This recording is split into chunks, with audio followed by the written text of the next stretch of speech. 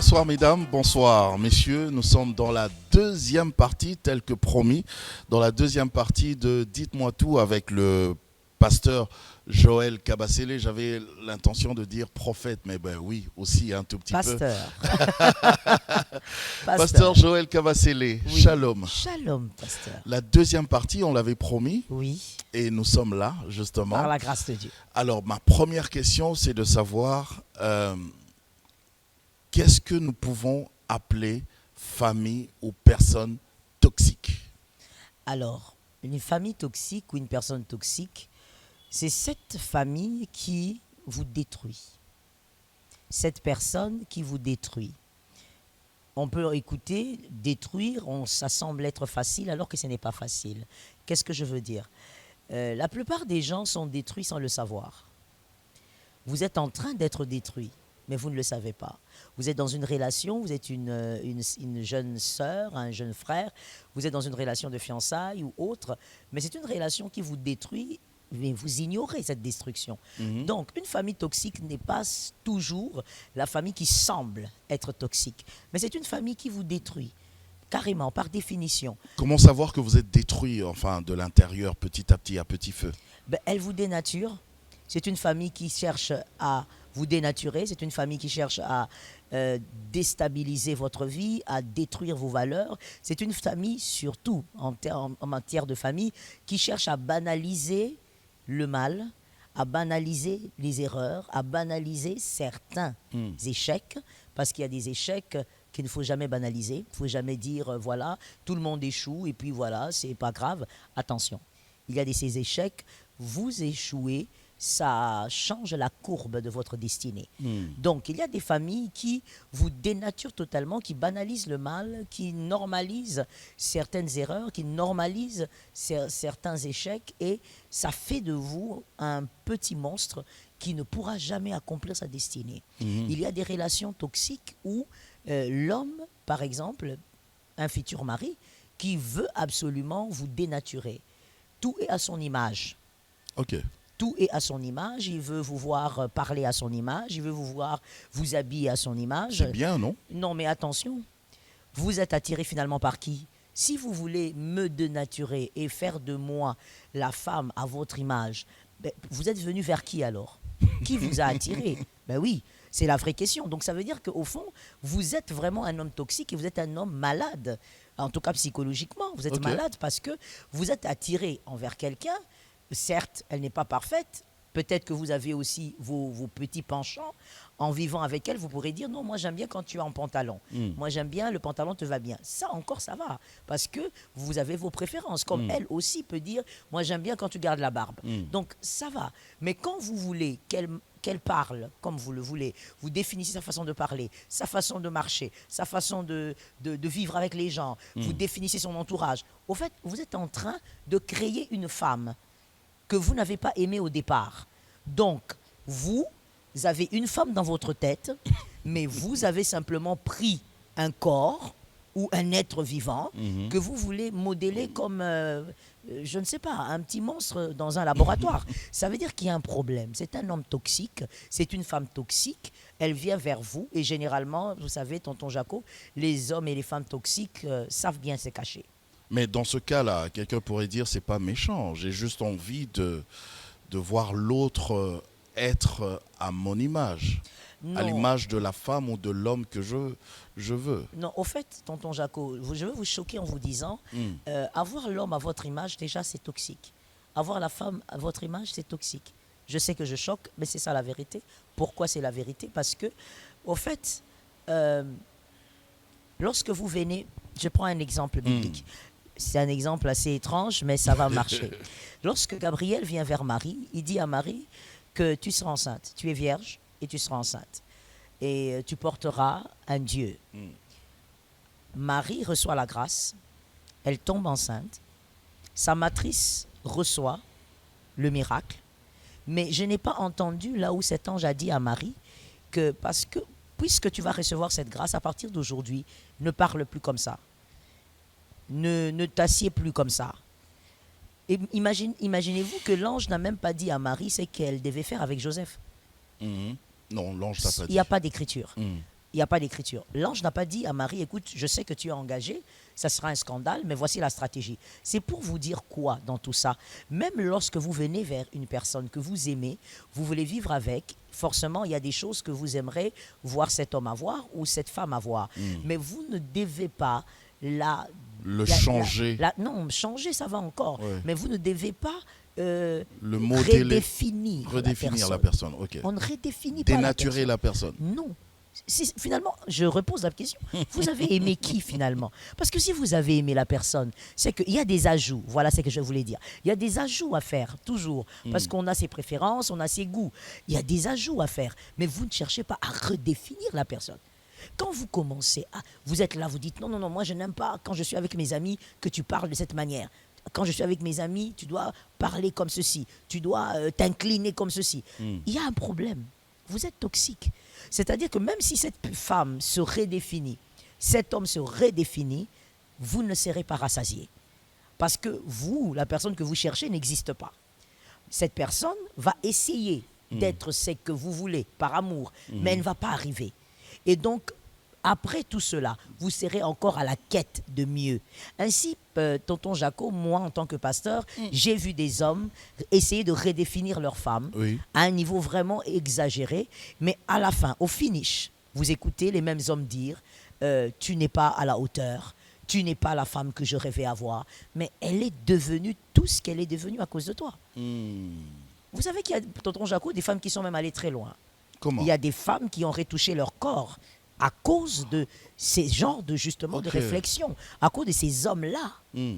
C'est pas qu'elle veut le faire, non. Mais son mari lui dit, non, moi je ne t'aime pas comme ça. Tu dois retoucher la poitrine, tu dois retoucher ceci, ta hanche et tout le reste. Et elle bonjour, a fait bébé, par amour.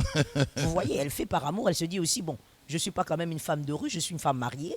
Donc si ce sont les fantasmes de mon mari, bon, tant que ça ne tue pas, vous voyez, elle va. Mais à un moment donné, le même homme dire, tu n'es pas à la hauteur. Parce que dans sa tête, il a une femme qui n'existe pas, qu'il essaye de recréer tous les jours. Et cette femme en face n'atteindra jamais cette femme illusionnaire. Mais ça, c'est un problème mental, ça. Hein? Oui, c'est sérieux. mais hein? il y en a beaucoup, tonton Jaco. Il y en a beaucoup. Ça doit se soigner, alors. Il y en a beaucoup qui sont en cravate, il y en a beaucoup qui sont dans les universités. Et pourquoi je dis ça? Parce qu'on pense généralement que les gens qui ont des problèmes mentaux, ce sont les hommes qui sont dans les cours communes et tout ça. Mais même dans des lieux entre guillemets VIP, il y a des gens vraiment toxiques, des hommes très dangereux, des femmes très dangereuses, très toxiques, un problème mental pas très bien soigné, mais aussi, bon, c'est toujours un problème mental, j'allais dire qu'en grandissant, il a grandi avec des blessures, il a vécu beaucoup de traumatismes en tant que garçon, abandonné peut-être par sa maman et beaucoup d'autres choses, donc il grandit avec une femme idéale mais illusionnaire, qu'il va vouloir créer en téant. Voilà pourquoi vous vous rappellerez tout à l'heure, je vous ai dit qu'une personne toxique, c'est la personne qui vous détruit, mais vous devez déjà savoir qu'on est en train de me détruire. De me détruire. Et ce n'est pas facile. Parce que, par exemple, dans ce cas d'espèce, vous vous direz, c'est un homme que j'aime, il m'aime. Voilà, c'est normal. Moi aussi, je pourrais lui dire, mets-toi de temps en temps en jean, coiffe-toi de telle manière. Mais vous voyez, c'est tellement subtil qu'il faudrait vraiment avoir la sagesse et le discernement pour sentir que ça, ce n'est plus un ajout à ma personne.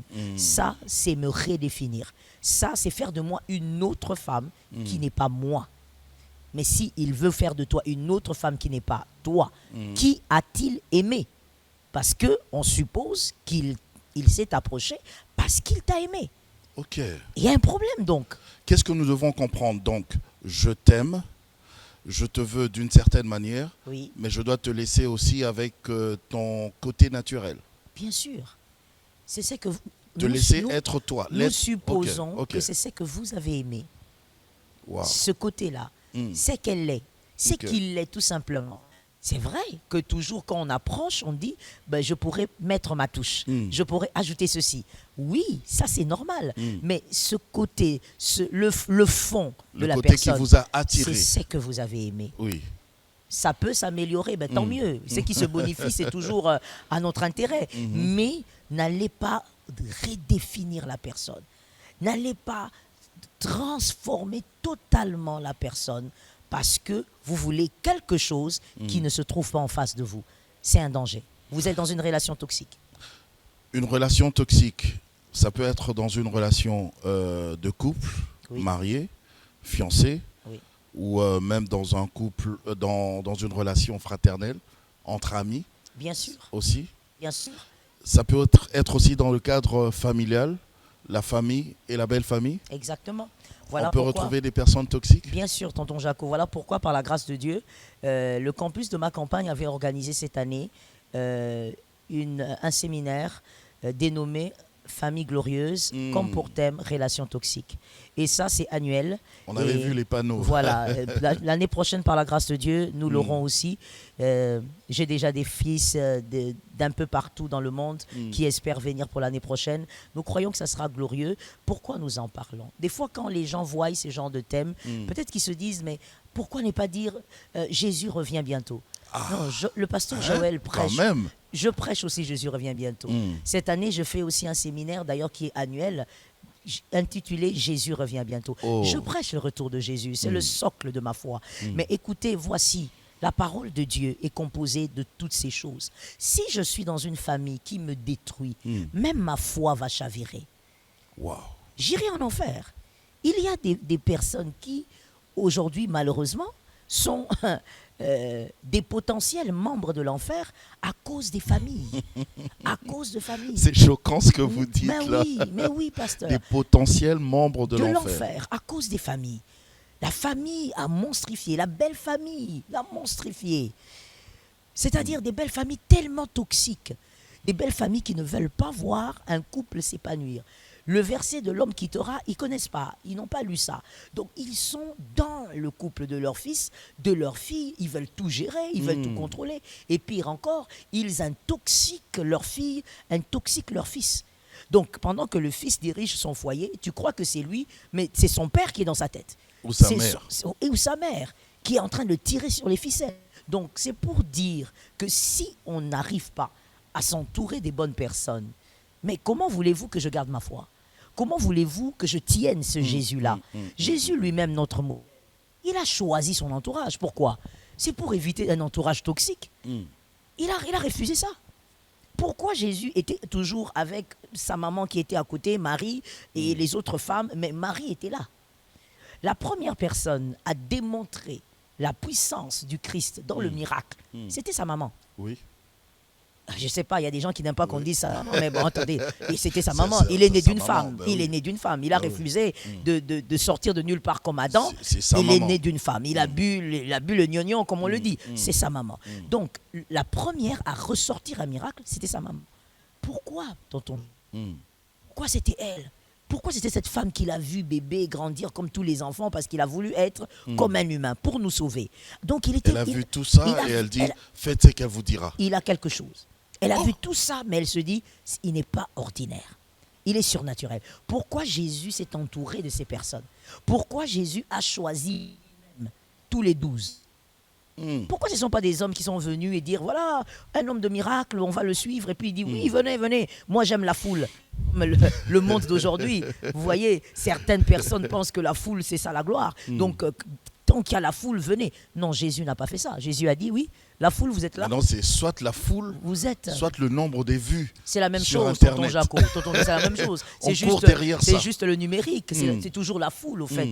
On court derrière ça. Alors que lui, il regarde la foule, il dit, oui, vous allez manger le pain. Vous, je vous donne le pain. Multiplication. Je vous prêche. Mais ceux qui dorment avec moi, je les choisis. Il ne doit pas avoir des gens toxiques. Wow. Parce que même en tant que Dieu, 100% Dieu, venu pour une mission, savait qu'un homme toxique, une femme toxique, à côté, détruira votre mission, détruira votre paix.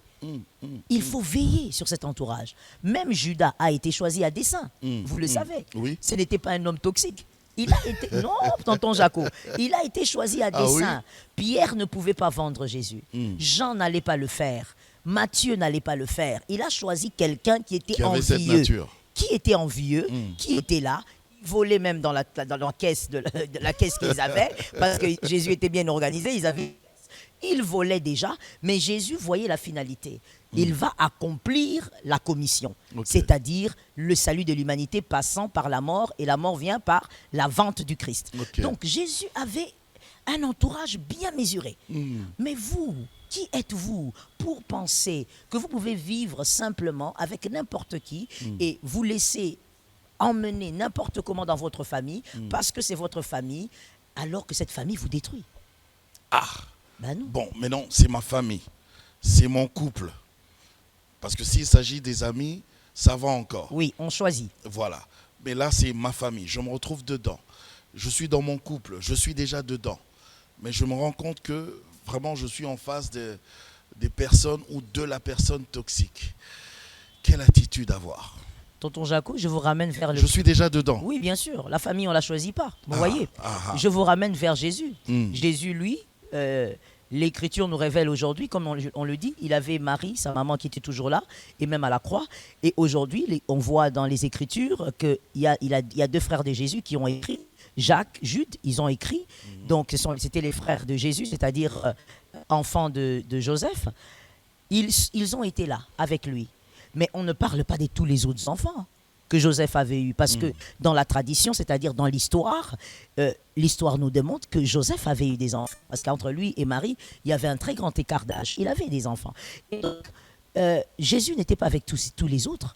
Il a choisi, même dans la famille. Vous ne choisissez pas votre famille, oui, mais les relations familiales se choisissent. Je suis dedans, c'est ma mère, c'est mon père, ce sont mes oncles, mes tantes, les fréquentations, les cousins, les cousines. Les fréquentations de famille, tonton Jaco. Je veux reprendre ça. La famille ne se choisit pas, mais les fréquentations de famille, ça se choisit. On choisit que je dois être proche du cousin Martin. Je ne veux pas être proche de l'oncle Hervé. On choisit. Vous n'avez pas choisi la maman, famille. Alors, je vais faire comment? La même chose, tonton Jaco. Quand on est enfant, proche de papa ou de maman. Mais tonton Jaco, on ne vous demande pas d'être... Aidez-nous, hein. Oui, on ne vous demande pas d'être proche de vos parents dans les Écritures. Je ne sais pas si j'ai choqué quelqu'un, mais si je choque quelqu'un... Vous avez choqué? C'est qui ne lit pas la Bible, tonton Jaco. La Bible ne vous dit pas, tonton Jaco, soyez proche de vos parents. La Bible dit honorer. Et pour honorer un parent, je n'ai pas besoin d'être avec lui à 0 mètre. Je n'ai pas besoin de fréquenter mon père pour l'honorer. Je n'ai pas besoin de fréquenter ma mère pour l'honorer. Je dois l'honorer. Mais on ne dit nulle part que je dois fréquenter mes parents. Vous êtes en train de choquer les gens, maman. Je sais, je suis habitué. Mais tant que c'est l'écriture, c'est l'écriture. Moi, j'aimerais bien que quelqu'un me donne une écriture qui me dit « fréquente tes parents ». L'écriture me dit « honore tes parents ». C'est-à-dire donc, la parole de Dieu, c'est qu'il peut avoir une mère dangereuse. Tonton Jaco, une mère qui vous, par exemple, fait grandir son fils, parce que généralement, ce sont les fils, j'aurais aimé poser les questions en ce moment, parce que généralement, ce sont les fils qui idéalisent leur mère, et c'est pas mauvais, mais des fois... ils vont un peu trop loin sans voir la vérité quand il y a la toxicité. Une mère qui fait grandir son fils, elle se bat pour lui, peut-être même qu'elle est une femme seule. Elle fait grandir son fils seul, à l'université et tout le reste. Aujourd'hui, c'est un grand garçon, il travaille. Et la maman qui commence, non, tu vas épouser cette fille. D'accord, maman. Je vous donne des cas d'espèce que je connais. Le garçon se marie à la fille que maman a choisie. Lui, ni d'Adam ni d'Ève, il ne connaissait la fille.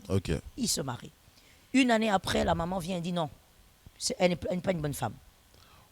J'ai remarqué que ce n'est pas une bonne femme pour toi. Regarde ceci, regarde cela. Voilà, elle pleure et tout le kit est complet. Voilà, il y a tout ce qu'il faut pour séduire le cœur du fils. Le fils qui dit, maman, qu'est-ce que tu veux? Tu dois quitter cette femme. Il quitte la femme. Ensuite, maman choisit une autre. Et maman va comme ça jusqu'à 4. L'homme, il est fatigué. À la 4e femme, il n'a même pas 50 ans. Il en a marre, il est épuisé. Il a des enfants un peu partout. Finalement, il vient rencontrer le pasteur Joël. Le pasteur Joël voit quoi? Une mère toxique. C'est la fameuse maman qui s'est battue pour toi, oui. C'est la fameuse maman qui a tout fait seule, oui. Mais elle est toxique. Maintenant, le pasteur Joël conseille quoi en ce moment-là? En ce moment-là, le pasteur Joël conseille aux garçons, au milieu des 4 femmes, il faut choisir une. Il ne faut pas aller vers une 5e. Pas le choix de maman. Ça veut dire il a eu les 4 déjà par le choix de maman. Il a vécu avec 1 année, 2 ans et tout ça. Il faut choisir une. si tu aimes l'une d'entre elles. Tu ne dois pas aller vers une cinquième, ça serait encore embourber ta vie. Alors là, tu connais à peu près ces femmes, choisis. D'accord, pasteur, moi j'ai choisi par exemple la deuxième. Ok, vous vous remettez ensemble, maman n'est pas d'accord évidemment, puisque maman n'aime pas toutes ces femmes. Quand vous vous remettez ensemble, il faut maintenant mettre 2000 coudées avec maman. Il faut aider maman là où elle se trouve. Pasteur Joël. C'est ça la vérité, tonton Jaco. Maman est une femme seule, elle s'est battue pour toi, Oui. mais l'amour que maman Tout a, ce temps. maman a un amour toxique envers son fils. Elle pense que son fils est parfait, que son fils doit avoir une femme parfaite. Elle n'existe pas. Et donc, tant que tu resteras à la mamelle de maman, tu auras 10 femmes, 40 femmes, des enfants partout. Et ça, c'est une catastrophe. Parce qu'un père qui n'arrive pas à gérer les enfants ont différentes mamans, c'est un problème. On ne va pas entrer là-bas, je sais, c'est trop long, c'est un autre dossier, mais c'est très difficile à éduquer. Et donc, il faut limiter les dégâts. Il y a déjà des dégâts, mais il faut les limiter. Donc, maman sera là. Comment est-ce que ce fils va prendre ça, ce conseil, ces genres de conseils? Parce que c'est sa maman a toujours été là, en fait. Justement, tonton Jaco, s'il aime sa vie, C'est le bébé de sa maman. S'il aime sa vie et il est objectif, il va comprendre qu'à un moment donné, il faut voir la toxicité, même si elle provient des personnes qu'on a beaucoup aimées. Et on ne dit pas que l'amour doit se rompre. On ne dit pas qu'il n'y aura pas d'amour pour maman. On dit que la fréquentation doit changer. Ok. Et ça doit changer. Maman est là, je la vois 2 semaines par jour, je passe la voir, ou même 3. Mais je dois savoir que les avis de maman détruisent ma vie. Et donc, même quand j'y vais, maman peut parler, elle peut donner des conseils, je l'écoute avec respect, je rentre et je sais ce que je dois faire. Okay. Je sais ce que je dois faire. Bien je sûr. ne suis plus un enfant, je suis un fils. Waouh, c'est clair, c'est très clair, c'est très clair. Alors, bientôt ce sont les fêtes, on a la Noël, la Saint-Sylvestre aussi. J'ai rencontré certains serviteurs de Dieu qui m'ont dit carrément que voilà, la Noël, la bonne année, ce n'est pas pour les chrétiens, c'est pas pour les enfants de Dieu. Ok. Ouais. Ben, je commence par la bonne année. Je ne sais pas ce qu'ils veulent dire parce que ils disent que on peut rendre grâce à Dieu tous les jours. Exactement. Oui, c'est vrai. Mais nous devons quand même réaliser quelque chose parce qu'il ne faut pas tomber dans l'ingratitude ni dans l'extrême parce que certains sont aussi dans l'extrême. Il faut toujours rester dans l'équilibre et là, il faut demander l'aide du Saint-Esprit. Okay. Oui, il faut vraiment tuer des fois l'orgueil et ne pas aller dans les extrêmes. Tonton Jaco, même lorsque vous fêtez votre anniversaire et même si vous ne fêtez pas et que c'est votre anniversaire, c'est quelque chose de plus.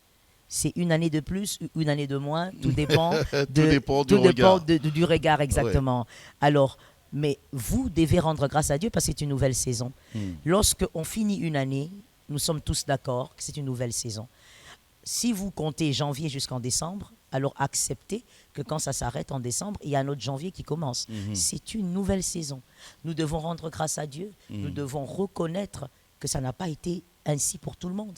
Nous avons assisté à des deuils. Donc, rendre grâce à Dieu pour la fin de l'année, moi, je crois que c'est un must.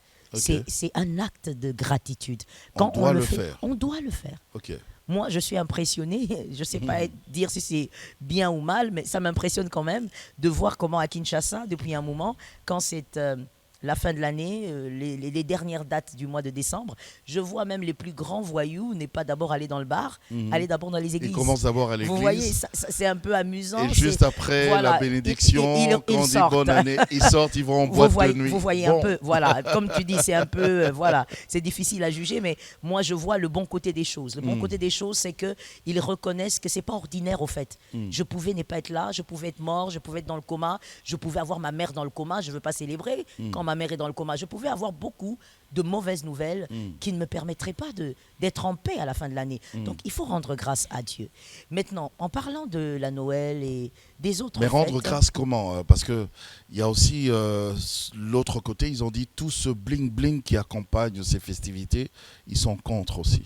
Ça dépend de ce qu'ils appellent bling-bling, parce que rendre grâce à Dieu, chacun rend grâce à Dieu selon ce qu'il a vécu, tonton Jaco. Si moi je reste dans la thématique de l'action de grâce, je risque même de dire attention à ces personnes-là qui jugent un peu trop. Okay. Vous n'allez pas juger mon adoration et vous n'allez pas juger mon action de grâce.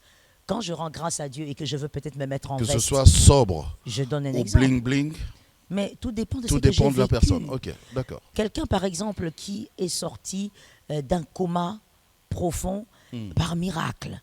Il est sorti en 2025, après peut-être 5 mois de coma. Il est reconnaissant. Il dit ce jour-là, moi je dois me mettre en veste. Je ne juge pas son adoration, tonton Jaco. Je n'ai pas été dans ses bottes. Je n'ai pas été dans sa vallée. Comment Il vous va voulez... manger toute une dinde. Non, mais s'il le faut pour lui, Ok. oui. S'il dit, moi, Dieu m'a sorti de loin, Dieu m'a sorti de très loin, j'allais perdre ma femme, j'allais finir cette année veuf. Aujourd'hui, la voir est un miracle. Nous allons festoyer, nous allons rendre grâce à Dieu. Je ne jugerai pas l'action de grâce de quelqu'un, tonton Jaco. Ok. C'est pousser quand même le bouchon trop loin.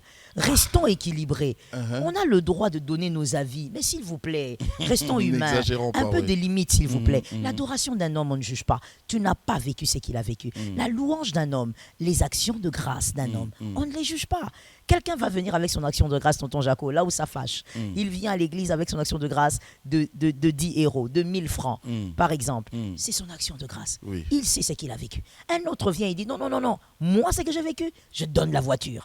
Il sait ce qu'il a vécu. Ce n'est pas à nous de juger une action de grâce. Ok. Et là, je parle pour la fin de l'année. Moi, je crois que Dieu le mérite. Il mérite qu'on lui rende grâce. Si vous voulez, poussé par le Saint-Esprit, inspiré par le Saint-Esprit, faire un culte d'action de grâce de 6h à 18h, ça dépend de Libre vous. à vous. Peut-être que le Seigneur a délivré votre église de plusieurs choses. Le diable a cherché à vous détruire, mais Dieu a stabilisé l'église. Why not? Il mérite ces actions de grâce. Et en parlant maintenant De des la autres Noël. fêtes, de la Noël, il faut le dire, tonton Jaco, tout homme de Dieu, en tout cas On dit chrétien, que c'est une fête païenne. tout homme de Dieu chrétien, on va dire ça comme ça, tout homme de Dieu chrétien, sans contredit, ne peut pas prouver que cette fête est biblique. Ça, on est d'accord, oui, ok. on est tous d'accord. D'accord. Il ne peut pas. En tout cas, un homme de Dieu chrétien ne peut pas le prouver, que c'est une fête que Adonai a instaurée, Ok. que dans la Nouvelle Alliance, on rencontre cette fête. Non, c'est pas C'est écrit. pas écrit quelque part. Par non. contre, Ouais. il y a des hommes de Dieu qui se disent que, bon, comme Jésus est né un jour, même si nous ne connaissons pas la date, si c'est une opportunité pour que les païens sachent qu'on peut célébrer la naissance de notre Dieu, nous célébrons. Ceux qui célèbrent, Ah, parce qu'il est né un jour. voilà, certains, c'est ce qu'ils placent comme argument. Mais voilà ce que moi, je pense, tonton Jaco. Une chose qui n'est pas biblique ne doit pas être condamnée. C'est-à-dire, quand elle n'est pas biblique, ne cherchez pas à me condamner quand je ne la fête pas. Parce que moi, je suis censé respecter les Écritures. Donc, ce n'est pas biblique, la Noël, je ne la fête pas. C'est normal. C'est normal. Si vous voulez fêter la Noël, parce que vous commémorez quelque chose, vous vous rappelez de quelque chose, ben c'est votre argument. Mais la Saint-Sylvestre aussi, c'est pas biblique. Mais justement, tonton Jaco, donc un chrétien, s'il ne veut pas fêter, c'est pas un problème. Libre à lui. Libre à lui, il n'a pas Ok. péché, il est dans Mais le on ne bon. doit pas imposer. Non. Dire que c'est pas pour les chrétiens. L'apôtre Paul a réglé ça, tonton Jaco. L'apôtre Paul a dit, écoutez, que celui qui mange ne juge pas celui qui ne mange pas. Ok. Parce que les Juifs étaient en train de dire, non, toi, tu es le prédicateur des gentils, tu nous amènes des gens ici qui mangent le porc, qui mangent ceci. Il dit, non, je sais que nous, dans notre culture et dans notre loi, on ne doit pas manger à ces animaux. Ils sont impurs, mais eux, ce sont des païens. Ils ne sont pas de notre culture. Donc, en Christ, nous circoncis, que celui qui mange ne juge pas. Il est même allé plus loin, l'apôtre Paul. Ok. À son époque, c'était grave. Aujourd'hui, quand je le dis, peut-être que ça ne veut rien dire, Oui. mais à son époque, c'était grave. Il a dit que personne ne vous juge même pour le sabbat. C'est-à-dire que celui qui veut le respecter, respecte. Celui qui ne veut pas, ce n'est pas un problème. Tant que ça ne touche pas à votre ciel, ce n'est pas un problème. Nous, aujourd'hui, enfants de Dieu, n'en faisons pas un problème. Si vous venez chez le pasteur Joël, je vous le dis, vous ne trouverez pas la fête de la Noël. Non, mes enfants, ils savent, il n'y a pas de fête de Noël. Il n'y a Ils pas sont de là. sapin, il n'y a pas de guirlande. Non, ils sont là, ils font leur vie. Et si je dois décorer ma maison, je peux décorer ma maison pour la fin de l'année. Ok. C'est joli, c'est beau. Voilà, le passage entre décembre et janvier, voilà, on fait la décoration. Et voilà, mais il n'y a pas de Père Noël. Non. Donc, c'est pas un problème. Seulement, il ne faut pas être extrémiste. Non, mais ne Il jugez faut de pas. l'équilibre Oui, et ne pas oublier que c'est évidemment une fête qui n'est pas biblique. qui n'est pas biblique. Exactement. Ok, d'accord, on est fixé. Je prends une phrase d'une de vos prédications. D'accord. Vous avez dit, et vous allez nous expliquer, vous avez dit, si Dieu te garde vivant après un chaos, c'est parce qu'il veut choquer les hommes. Oui. Que devrions-nous comprendre par cette citation? Alors, je commence par dire, tonton Jaco, savez-vous que tout ce qui vous détruit, vous bâtit. Tout ce qui vous détruit, vous bâtit. Quand Dieu vous détruit, il vous bâtit. Quand le diable vous détruit, il vous bâtit. Oh, Oui. Voilà pourquoi vous devez faire attention à qui vous bâtit ou à qui plutôt vous détruit. Parce que tout ce qui vous détruit vous bâtira d'une manière ou d'une autre. Quand je dis sortir du chaos, Dieu vous permet de sortir pour choquer parce que généralement quand on traverse un chaos, on est brisé. Le diable en profite aussi pour nous détruire dans le chaos. Et quand il nous détruit, comme j'ai dit, puisque c'est le diable, quand il détruit, il voudra bâtir. Généralement, on sort de là blessé, on sort de là rancunier, on sort de là avec des grandes... Voilà, frustré, des grandes décisions, en tout cas négatives. Mais en tout cas, on sort bâti par le diable. Parce qu'on a vécu beaucoup de choses difficiles. On a été brisé. Alors, quand Dieu permet que vous traversiez un chaos, lui-même veut vous détruire. Si lui vous détruit, il vous guérit. Dans le chaos, dans la vallée dont David a parlé. Il vous guérit, il vous restaure. Et quand vous sortez, les hommes se disent, ah, avec ce que tonton Jaco a vécu, alors là, on est mort, c'est fini. À partir d'aujourd'hui, certainement qu'il a pris telle décision ou telle autre. Mais on vous voit sortir d'un chaos qui vous a brisé, mais on vous voit bonifié. On vous voit être la meilleure version de vous-même. On voit la meilleure facette de vous-même. Et là, les hommes sont choqués. Choqués par ce cœur-là. Ce n'est pas un cœur qu'on retrouve dans le commun de mortels. Les hommes sont d'abord choqués par votre devenir et ensuite ils seront choqués par ce que Dieu fera autour de vous. Car un cœur qui a été bonifié dans la vallée malgré les brisements de Dieu, c'est un cœur que Dieu bénit après la vallée. Waouh! Est-ce que les souffrances, les frustrations, les épreuves peuvent, je vais dire, fortifier quelqu'un? Oui, seulement si cette personne reste connectée à Dieu. Si cette personne dans sa vallée reste focalisée sur le bon côté de sa vallée. Et je vous assure, tonton Jaco, le bon côté d'une vallée, ce ne sont pas les conseils donnés par les hommes pendant la vallée. J'en connais quelque chose. Les bons côtés d'une vallée, c'est se focaliser sur Jésus. Seul. Ok. C'est même pas dire, voilà, je suis maman, j'ai des enfants, pour mes enfants. Non. J'ai traversé certaines vallées en étant mère. Donc, je sais de quoi je parle. Okay. Donc, si vous ne vous focalisez pas sur le Christ, voilà pourquoi, malheureusement, aujourd'hui, on a des frères, on a des personnes qui n'ont pas le Christ, mais qui sont dans la dépression. Oui. On a des gens, vous écouterez, il est sauté du 4e étage.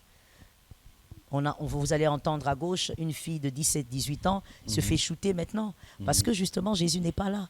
Dans la vallée, dans les frustrations de la vie. Vous savez, tonton Jaco, les batailles de la vie, chrétiens, pas chrétiens, bouddhistes, autres, on a tous ces batailles-là.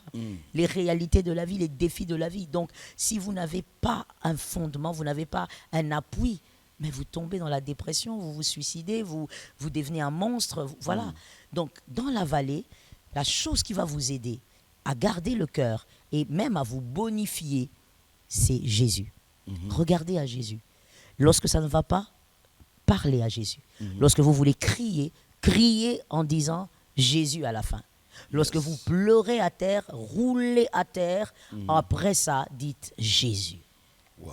Vous savez, une fois, j'étais dans une vallée très compliquée de ma vie et je m'étais enfermée pour rester seule avec Dieu. Parce que je n'en pouvais plus. Ça vous arrive aussi? Beaucoup. Ça m'est arrivé. Des moments difficiles? Des moments difficiles. La vallée? Oh là là, les vallées, j'en connais. Hein. Oh. Les vallées, j'en connais. On dirait pas? Oh là là, pasteur Jaco. Vous savez pourquoi? Vous transmettez toujours la joie. Il y a une instruction. Il y a une instruction. C'est bizarre. Il y a une instruction qui me tient. L'instruction dit, soyez toujours joyeux. Wow. La Bible dit, soyez toujours joyeux. Et donc, je suis joyeux à cause du Christ de demain et du Christ d'aujourd'hui. Parce que si ça dépendait seulement de ce que j'ai vécu dans mon passé, ça serait très compliqué de sortir un sourire. Alors je disais que dans cette vallée, j'étais là enfermé quelque part, seul. J'étais en train de struggling, comme on dit en anglais. J'étais en train de souffrir en moi-même, beaucoup de douleur. Et là, j'ai dit, j'ai même pas la force de prier, au fait. je suis juste assise à terre et j'entends le Saint-Esprit calmement en train de me dire, tu veux que Dieu t'aide? Ça, c'est quelle question? J'ai dit, bien sûr. Alors, le Saint-Esprit me dit quelque chose d'inattendu. Il me dit, dis, Jesus, help me. Dis, Jésus, aide-moi. Je l'avais entendu en anglais comme ça. Say, Jesus, help me. J'ai dit, mais je suis ici en prière, n'est-ce pas que Jésus est là? Il ne sait pas que je souffre. Il sait que je souffre. Avant même que ma souffrance commence, il savait que ça allait commencer. Il sait que je souffre. Comment est-ce que toi, Saint-Esprit, tu peux me dire de dire, Jesus, help me? Alors le Saint-Esprit me dit, Joël, fais simplement ça. Et j'ai commencé à répéter ça pendant tout le temps où j'étais là. 4 jours, si je ne m'abuse, de jeûne à sec. J'étais enfermé. Je disais seulement, aide-moi Jésus. Jésus, aide-moi. Jésus, aide-moi. Et c'est plus tard que j'ai compris que cette phrase ne voulait pas dire, Jésus, arrête la situation. La phrase voulait dire, fortifie-moi. Wow. La vallée ne s'arrêtera pas. Tu dois la traverser.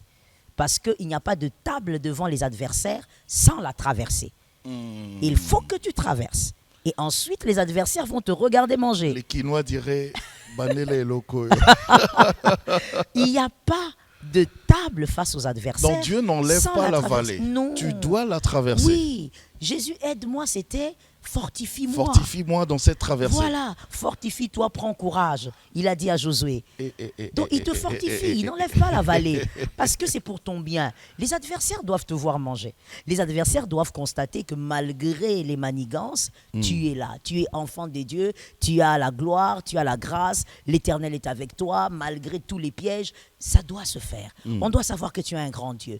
Mais avant, il faut traverser. Wow. Donc la vallée, il ne va pas ôter la vallée, il va te fortifier.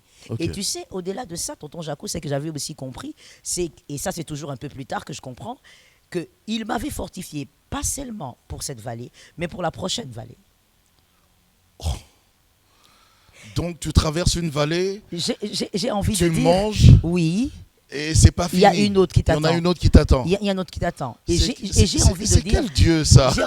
J'ai envie de dire, comme les anglophones disent, you have to go deeper. Yeah. Mais quand on dit deeper, c'est en profondeur. Tu dois aller profond. Mais si on doit aller profond, c'est que quand j'entre, c'est 1 mètre. Ensuite, c'est 2, 3 mètres, 5 mètres. Je vais profond. 10 mètres, je vais profond. Donc, il me fortifie aujourd'hui pour la vallée de demain qui sera plus grande que celle-ci. Oh, vous risquez de faire peur à cette personne qui voulait donner sa vie à Jésus. Mais non. Avec Jésus, c'est comme ça maintenant. Non, mais sans Jésus, c'est la mort, c'est la dépression. Si même le pasteur Joël dit ça. Sans Jésus, c'est la mort. Sans Jésus, c'est la dépression. Sans Jésus, ce sont des médicaments sans fin qui te rendent malade encore plus. Jésus, c'est le meilleur choix. Et il nous rend plus forts tous les jours. Sans Jésus, c'est l'autre qui te détruit. Ben, il te détruit. Et voilà, tu as bien fait de... Voilà pourquoi je t'aime. Parce que, voilà, il y a l'intelligence et tout ce qui va avec. Sinon, j'allais oublier. Sans Jésus, c'est l'autre qui te détruit. Et quand il te détruit, il va te bâtir. Oh, ne vous en faites pas, tonton Jaco. Le diable ne détruit pas sans bâtir. Quand il va te détruire... il va te bâtir, c'est-à-dire, je donne un exemple, il te détruit, les hommes te trahissent et tout ça, les hommes te font du mal, le diable te détruit, il te montre, regarde comment on a été méchant avec toi, regarde ce qui s'est passé, regarde comment est-ce que les hommes n'ont pas reconnu tes bienfaits, alors à partir d'aujourd'hui, toi aussi, ne fais plus du bien à quelqu'un, toi aussi à partir d'aujourd'hui, ne sois pas là pour les autres, à partir d'aujourd'hui, toi aussi, change d'attitude, à partir d'aujourd'hui, n'aide plus personne. Vous êtes en train d'être bâti par le diable. Il vous a bâti. Vous avez pris des décisions en fonction de vos amertumes, en fonction de votre douleur, en fonction de vos détresses. Et donc, le diable... Ça n'aide pas. Et donc, les deux, en réalité, Dieu et le diable, détruisent. Oui. Parce que Dieu doit détruire.